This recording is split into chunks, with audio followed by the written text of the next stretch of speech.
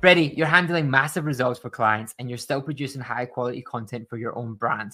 I want to know how you prioritize your time and energy and juggle both. What does a typical week look like for you? Yes, I try my best to time box my time. So I generally do mornings as client work, afternoons are marketing myself and working on other sites I work on. So it doesn't always work out like that perfectly, but that's always what I try to plan in. Obviously everything like I said, like things come up and get in the way of things like that. But fundamentally, like that's what's worked really well for me in terms of trying to properly have a split in my time. One of the things I'm potentially looking to try is, while I'm based here in my home office, is actually to try and create a different space for some of the work that I do on different projects. So I know that like this is like kind of almost like my client room, and then I'll go to a coffee shop or something to work on. Okay, cool. So, Freddie, you've said in the past that you've found bigger returns from just doing more focused one-off pieces of content compared to just doing like the social grind that you see a lot of consultants and SEOs do. Why do you think that those larger projects drive better and bigger results? And how has that been from a production point of view from you? Is it easier? Have you found it to be easier so you can time block? Or yeah, I just would like to know more about your process and how you found it.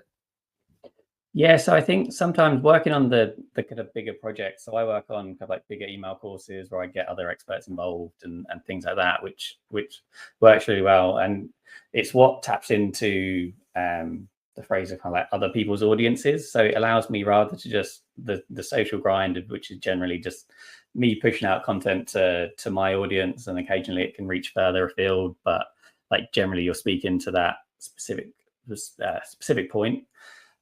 With when you kind of work on bigger projects, you can drive a much bigger reach through like working with other people, through other projects, working with the tools and things like that. So you end up just vastly increasing the reach of that project.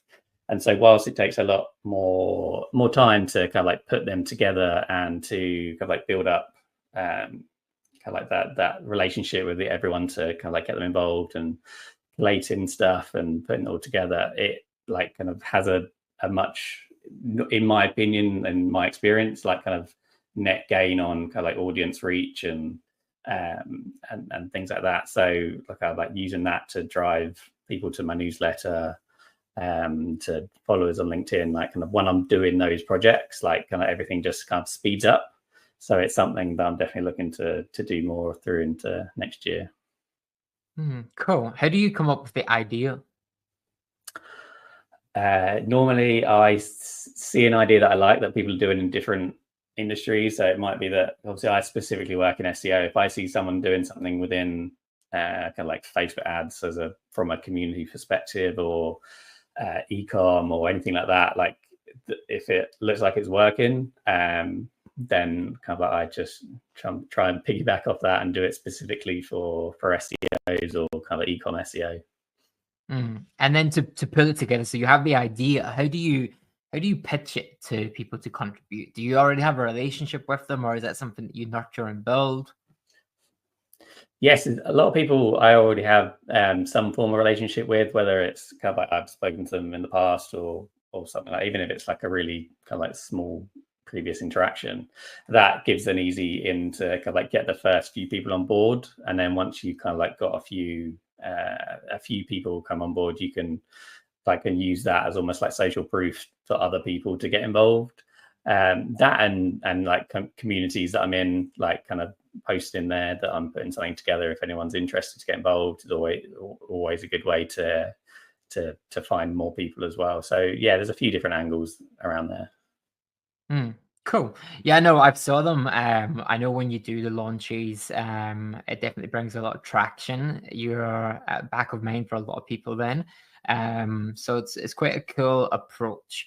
And social media, it can be it's an always on thing. The content you put out there doesn't last long, does it? But when you do these big, massive pieces of content where you got all these other people contributing, you're definitely in front of everyone.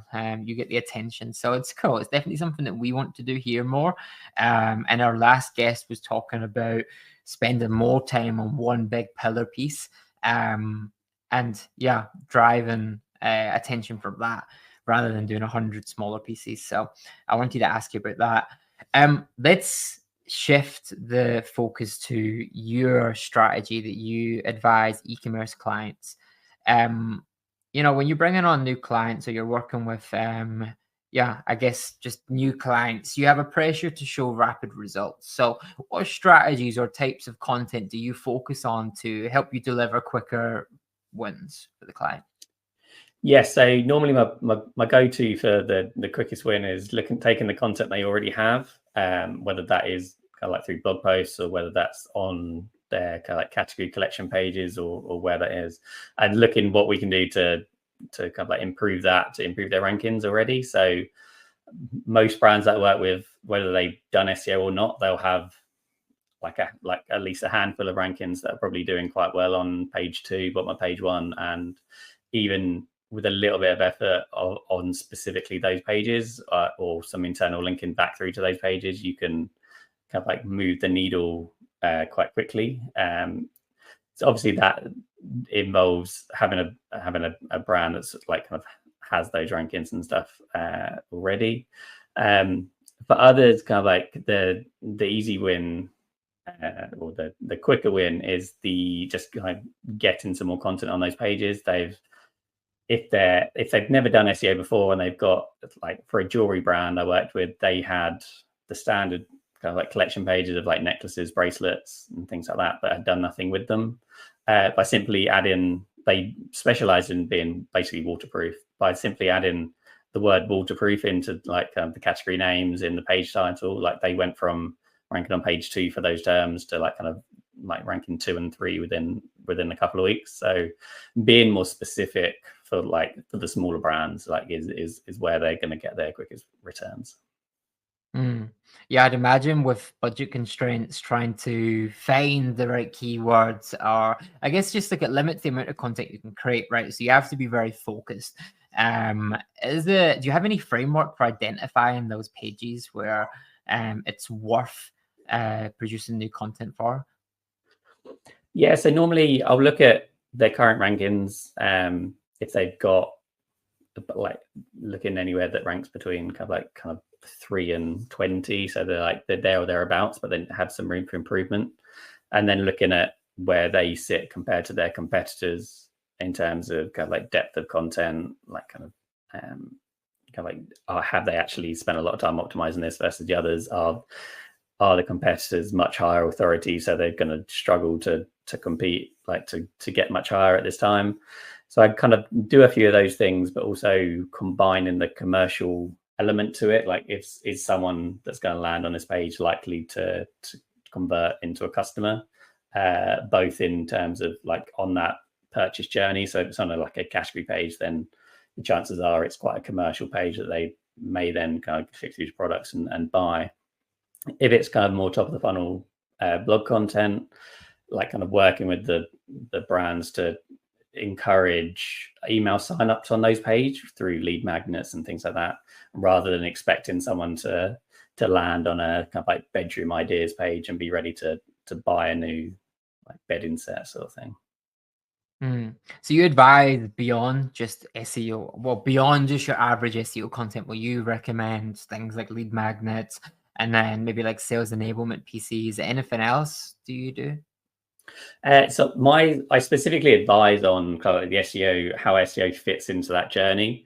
I think it's one of the things SEO has changed such a lot in terms of understanding there's so many touch points that people have when they're making a purchase on like an e-commerce site. You'll go off, you'll look at reviews, you'll go off, you're kind of like, you'll watch some videos on TikTok or whatever that is. But if someone lands on your site looking at a piece of content, like being able to give them a next step to engage with your brand. And the most obvious one of that is kind of getting them on that email list through a lead magnet, so you can educate them to do that. So that's a big piece that I think a lot of brands miss. They just create all this content, get all this traffic, say it doesn't convert, and then kind of give up, or kind of like just moan about their SEO agency not doing a good job. Whereas there's that disconnect between where that user is or how you can capture their attention again, rather than just kind of like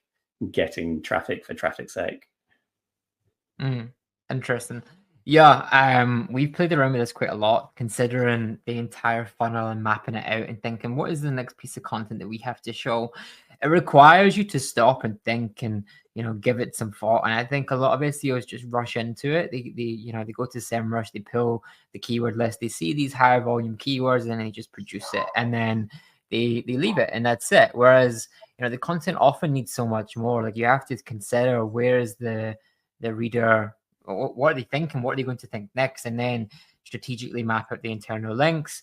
And yeah, I'm curious, let's just touch on internal links then. So how do you approach internal linking on an e-commerce site? Do you have any specific framework that you follow? And I also just want to touch on how you map out that buyer's journey too, because I'd imagine that plays a part.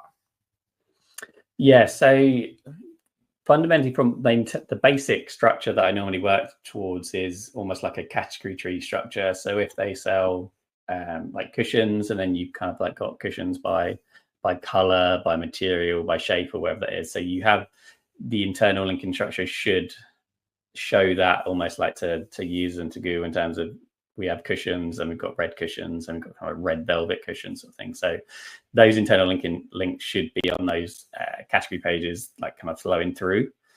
In terms of how that interlinks elsewhere on the site, so generally speaking, we like the biggest projects I've done with this, which involved kind of like hundreds or thousands of pieces of content on like a home decor site that we had, was to we mapped out almost like kind of where each piece of content were roughly in the funnel. Obviously, as I mentioned, like kind of the funnel's not linear anymore. It's people jump around, but knowing where each piece of content sits and how users may interact with that, to then encourage them to take that next step, whether you do feature products on specific blog posts, or whether you mainly link through to collection pages to help flow authority and try and get the users to kind of explore more what you've got. So there's no specific framework. It more mirrors where, based on the client and based on the content that they have, like kind of where best we can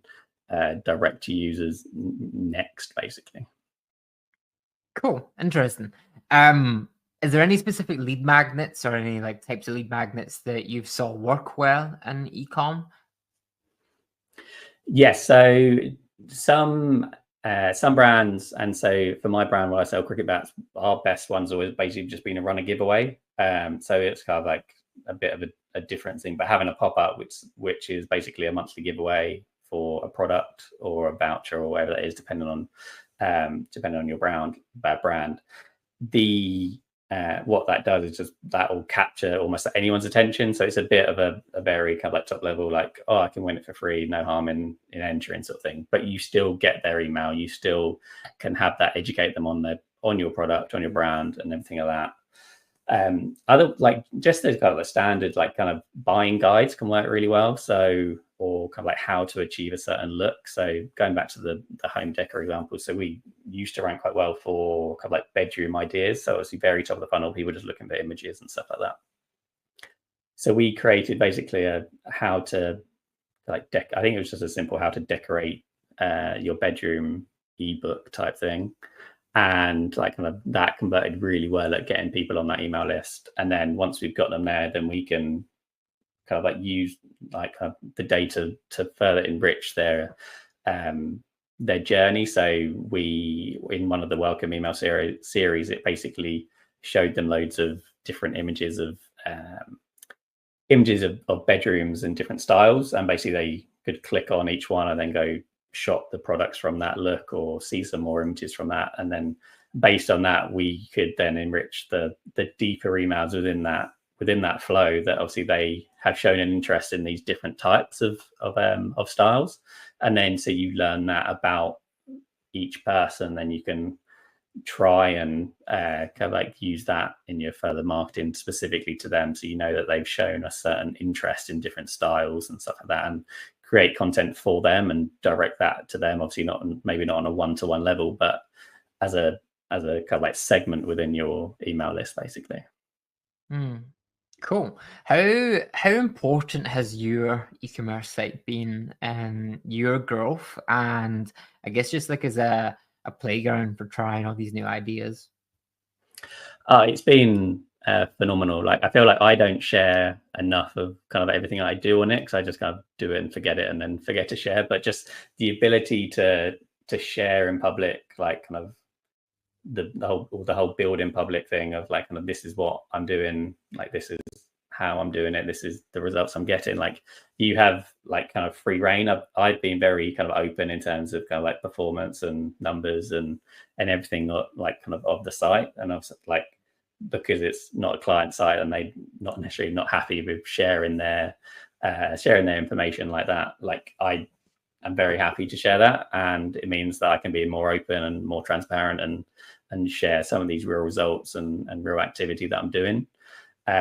It's something that always seems to come up in client, like kind of leads and client calls that I have, like sales calls. People have seen that I've shared that on LinkedIn numerous times, or seen it on my LinkedIn profile and stuff like that. So it's been kind of like fantastic, and as a way of both having content ideas for me to share, but also to be able to like kind of like share the behind the scenes of kind of like the actual strategies and approaches that I take with clients.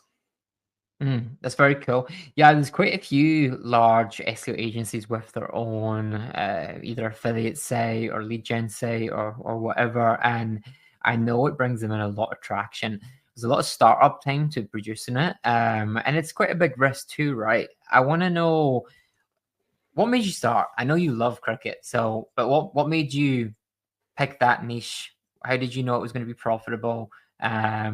And then, yeah, I guess there was quite a bit of a risk to invest in it too, right? So both in time and financially. So can you just talk me through how it started and why you started? Yes. So it was always like, it's something that I've kind of always wanted to do, but never really knew how to do, and never really had the time commitment to potentially commit to it. There's within the cricket industry and space is largely still quite behind on the whole like kind of digital transformation side of things, and most brands are very localized. So most brands will kind of operate within their own county or city or something like that, and that's where they focus on more local marketing rather than kind of like online marketing to reach further afield. So they always felt like there was such a big opportunity for a cricket brand that would become kind of like a more want to try and become a bit more established, like kind of nationally and then internationally in future. So in terms of the SEO opportunity was there for me to kind of get stuck into. And then specifically for our brand, so we position ourselves as the kind of like affordable brand. So cricket bats and cricket is really expensive, and so my kind of like business partner and I, like kind of, we don't play it to a high standard. We love playing cricket, but like kind of we're just distinctly average amateurs that play. And like we realize that we don't need to spend £400 as much as we want to. We don't need to spend £400 on a cricket bat that basically £120 bat would basically give us the same results, because it doesn't, the small benefits that having a more expensive bat gets you at our level doesn't make any difference. So that was the almost like the more slightly kind of businessy catalyst to starting it. And then so that's kind of where it began. And then in terms of kind of the investment, we started quite small. I think we put in a couple of £1,000 to basically buy a small stock order, which happened to then form over the start of the pandemic. So basically no one was playing cricket at that time, but we managed to still sell a few, get some like kind of early feedback and stuff like that from the first batch of bats. And then because of the feedback that we got from that, we decided to kind of like put a little bit more money and get a bigger order. And then we've been kind of like growing ever since. That's one behind you, right? Yeah. And you made a Right. course off the back of this too, right? You turned your learnings into a course.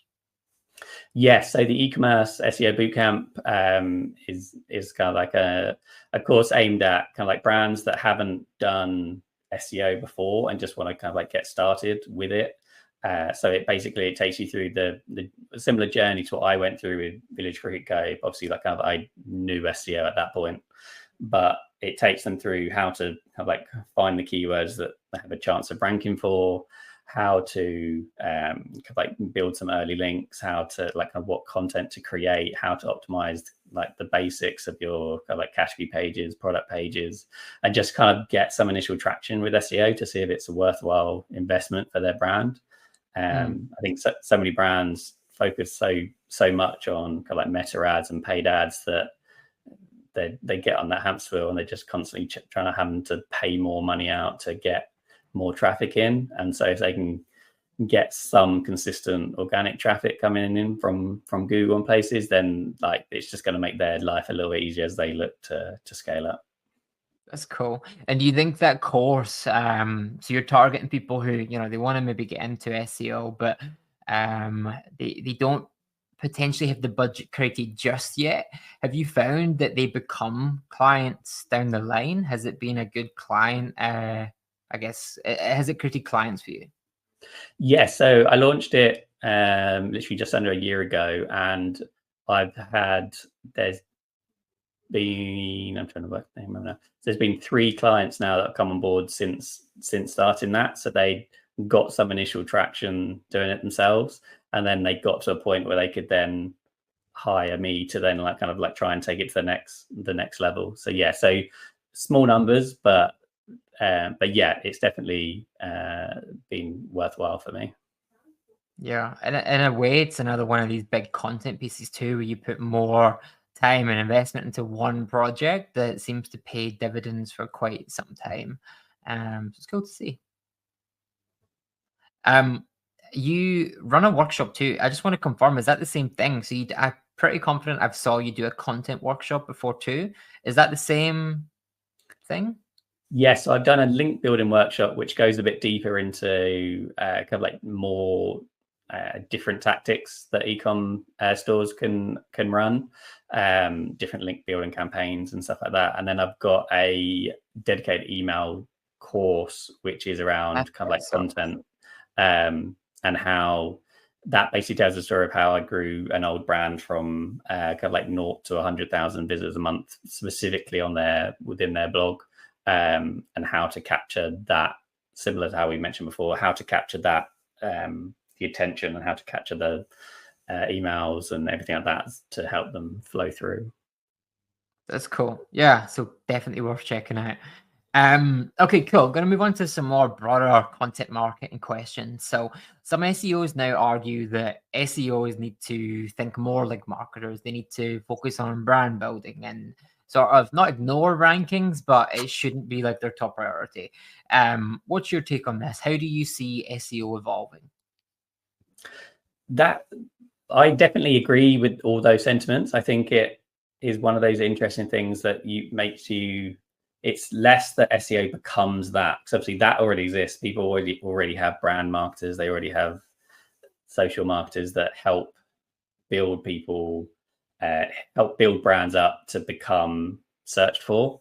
How SEOs can help them is to help inform what people are searching for, to help what content may resonate, whether that's from a product level or content level, community, or whatever that is.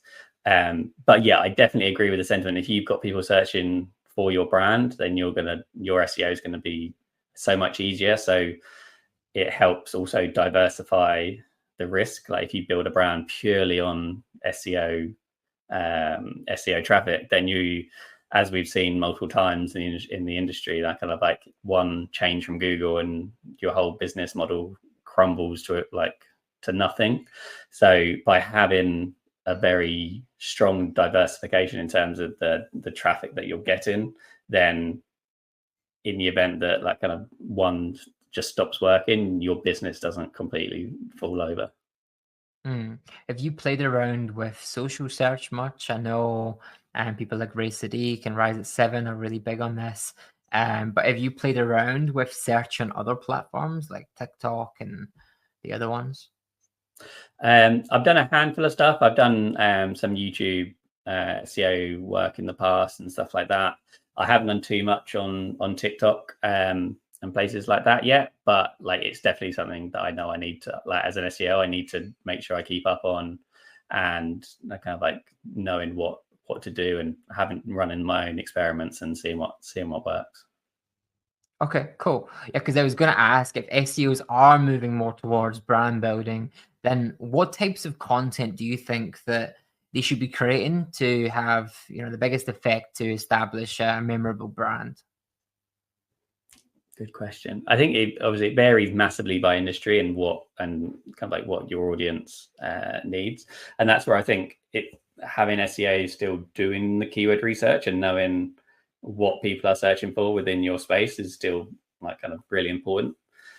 Combining that with actual genuine kind of like user interviews and customer focus groups or whatever people do these days, like kind of getting the insights of what people want to know and what people are searching for is still going to be vital in terms of creating the content that people are going to be both looking for, but then making it engaging so it actually draws them in, and you don't just, I think in the past we've as SEOs been guilty of just basically creating a blog post on every kind of like bunch of keywords or whatever it is that we're doing, but then not really having an idea of kind of like how to engage that user when they kind of like come and read that, by then creating additional content like video content that you can host on your site on that blog post that goes on YouTube, that you can reach people there, that can be turned into short form clips or whatever it is to share on TikTok and other channels. Like I think we're seeing a lot more of that kind of like repurposing model of kind of like a single piece of content and using it in as many different places as possible and kind of seeing what resonates with your audience. Yeah. Okay, cool. Let's move on to the last few questions now about how do you produce the content? So like, how does your content creation process look like? Yeah, so for me personally, like I have like almost like a library of content that I see that I like, and I kind of like save it all down to in that library. It's a bit of a mess, but I'll then kind of like go through that and review that every so often. That's when I'm batch creating content to schedule out, and then I'll take kind of like inspiration from those, see what works, see what I think is going to resonate with my audience. I really like finding content that is almost like outside of SEO, like from completely different industries and or like kind of more B2B marketing, but still within that remit. And then seeing how can I use a similar framework or structure based on my knowledge of SEO for e-commerce stores and things like that. And then creating a piece of content that is obviously kind of like not the same, but it's like using my knowledge and expertise within the same framework. And kind of like that's how I generally kind of like create the content. And then like I mentioned, I kind of like try and batch it into either weekly or kind of like fortnightly blocks. So it means I can try and stay ahead. I feel like I've dropped the ball a little bit recently. I'm a little bit behind now, but we will kind of like, okay, just need to kind of like get back into that rhythm. As soon as you're out of that rhythm, then it's quite hard to get back into it sometimes. Yeah, no, for sure. The first post is always the hardest. I completely agree. We've been doing ghostwriting for other brands, and I am the worst for doing my own personal brand on LinkedIn. I'll literally go like 2 weeks without posting something, and then I kick myself because that's literally what I should be doing. I need to be my best case study. But we're human, it's natural. And when you, that's where I think it's so tough for a freelancer and a consultant to not only produce content for their clients and get them results, but you have to consider your brand too. Like, you're sharing so much bandwidth And that must be challenging, at least in my business. Like I can delegate. I can say, okay, you focus on this, you know, give you 2 weeks to produce this, and maybe I touch it up the last 20%, but I can still delegate, and that makes it much easier. You can, I guess, but it's harder unless you have a little secret army of mini Freddies that you don't tell anyone about. Like, how do you juggle it all? Like it must be quite tough. Yeah, it is super tough. I think kind of like it's one of those things that people don't realize about kind of like running a solo business or being a freelancer is you're not like just doing SEO. So if you have like a full-time job, you're just doing SEO. You don't need to worry about anything else. But as soon as you go freelance, you then have to do the marketing, the business development, the admin, the finance side of the entire business. So I think that's like kind of streamlining and automating as much as you can in certain elements, like the finance side, like kind of using an accounting tool and stuff like that, like kind of can make that a lot easier. Then it's tricky to balance the time. It's just making sure you get the client work done, and then that's my general thing is get the client work done, and then I can work on other stuff. So if I am busy with client work, I'll probably do slightly less marketing, which is fine until you then lose a couple of clients and then you wish you'd done more marketing. So yeah, it's just a constant battle of trying to balance that across all the different things that you need to do. Yeah, I hear you. I think a lot of people will share the same pains. Okay, last question then. How do you approach the production of content for your clients? So how do you approach content production for your clients? I use you. That's it. No, so yes, I do a lot of the strategy side of things for clients and determining kind of like what content they should create. We map, like as mentioned, we map it to the journey. We normally focus on kind of like bottom of the funnel content to start with, as we know, kind of like we're going to get faster return. People are more like looking for specific solutions to their problems that clients solve. So that's in terms of that, knowing exactly what we want to create, what's going to likely resonate with the audience, what's going to actually kind of like drive traffic and sales is kind of like that first part. And then generally speaking, for most clients, if they haven't got the capacity to handle content creation in-house, we kind of outsource it, and that does go through you guys. And we're super happy with all the kind of like content that you've created and stuff for us, for a variety of my brands and my sites and everything. And then that's generally the process. And then we kind of like work on kind of like what we can do to promote that content. So often brands will promote their blog content in their emails, in their newsletters, on social and stuff like that to help the reach beyond just the kind of SEO side. Yeah, no, I appreciate the plug. Thank you. But I'm curious, why not just use AI? Like why would you not? Because many other SEOs would. I love the fact you're using us. Please don't go and use AI. It's trouble. But why do you not use AI? Why do you not go down those sort of cheap tactics? I think when it started taking off, like I ran experiments and stuff like that, and I think from my experience working with brands that particularly care about their brand image, it's like kind of, why would you want just the generic AI content that is being produced?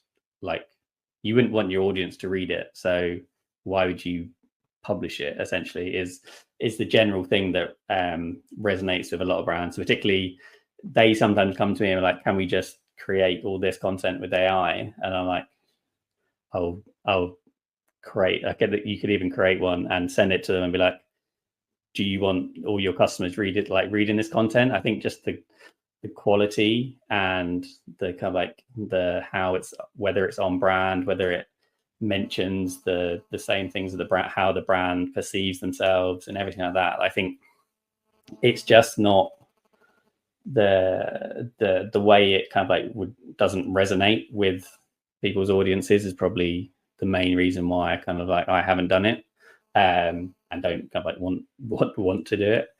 But like, you never know what's going to happen, I guess, in terms of how it evolves. I know you'll definitely be on top of like keeping up with that. But yeah, I think in its current state, like, it's easy to produce it at scale with AI for cheap, but the results aren't there, the quality of engagement's not there, and it's just all around like lacking that kind of like humanness to it all. Yeah, the people that often invest in very cheap content or AI content, they have to pay twice. So usually they will come knocking at some point. And we saw that quite a bit last year.